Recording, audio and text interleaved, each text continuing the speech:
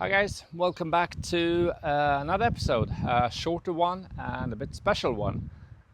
First, I would like to address that because I received a fair amount of comments from you where you didn't understand really the idea of actually keeping that. So I'll do a short explanation of that and then we'll get going. Basically, we want to keep all of this. Okay, maybe not that pole specifically, but most of this rubble, we want it here. Maybe not as it is right now, but we are building a raised section here about that high.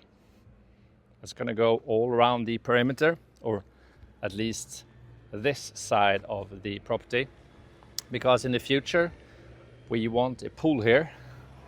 Not anytime soon, as you guys most likely know, and we want some privacy, and we need that raised part and all the dirt and rubble for that. Unfortunately, since it's not really flat and the property is looking like a battlefield, I can't use this, which is a robotic mower I received to try out. It's an all-wheel drive robotic mower for rough terrain. I think this is a bit too rough, so what I'll do is I'm going to head over to Osvaldo and we are going to install it at his and see how that turns out. Here we are. I am at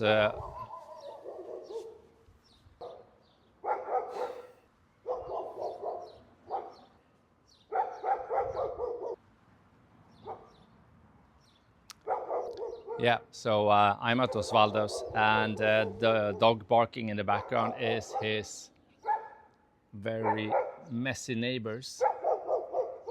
Very annoying dog that keeps barking all the time.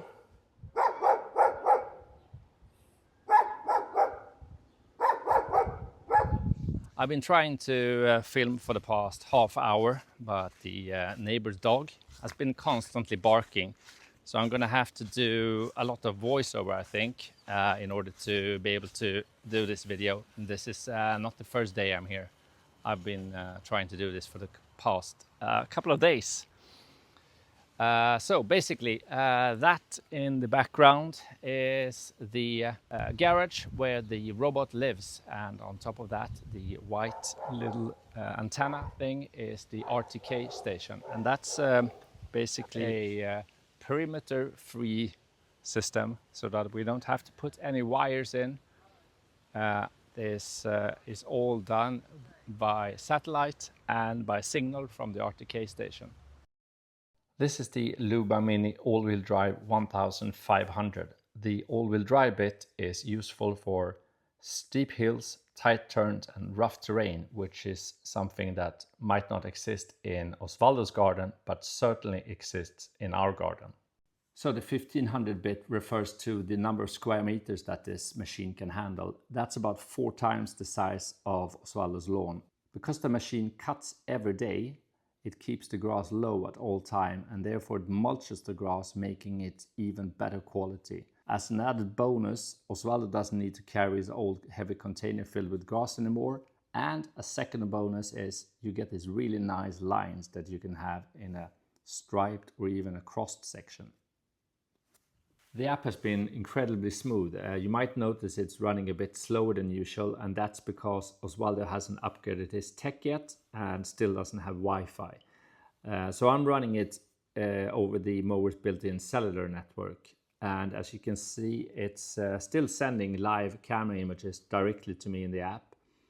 I can remotely adjust the grass cutting height, set the speed of the mower, and designate specific mowing areas or zones if I have multiple areas to mow. And when it comes to maintenance, you just basically flip it over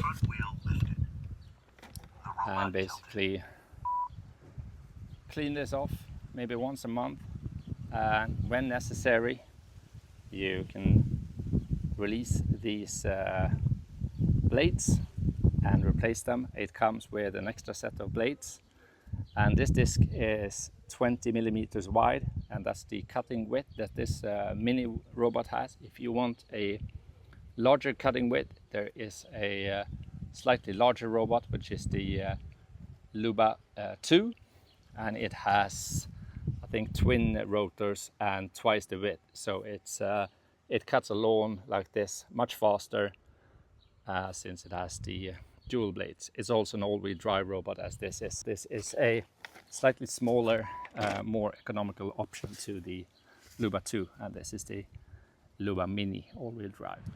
Right, I'm back in our little paradise again.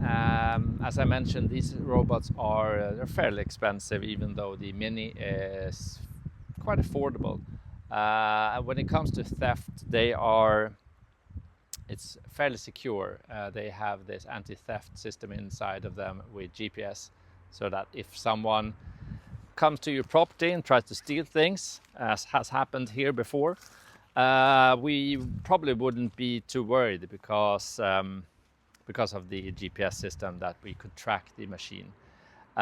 We can't wait to have the machine here to take care of this, so that I can focus on building instead of worrying about taking care of the growth that's already starting to come.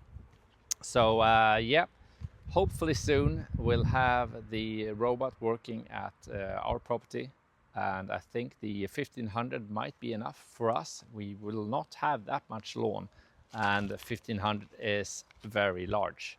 Our whole plot is about 3000, and then you add on buildings on top of that. You add on the pool, as you can see in the background, a driveway, which is right over there, the vegetable garden, etc., and 1500 will most likely cover it all. Please check out the link down below if you're interested in a robotic mower, and if you're not, that's all right. In the next episode, I will be heading downstairs into the basement. I'm gonna start digging it out, and I'm looking forward to it. A bit will be done by hand, which I might not look forward to as much. It's very warm at the moment. But I will be ending the episode with some comments from Osvaldo. He's super happy having the lawnmower. I would be happy having it here, but it's not really happening at the moment. So I'll be ending the episode with his comments about it. And please leave a like, comment, subscribe, and I'll see you guys on Friday. Until next time. Ciao!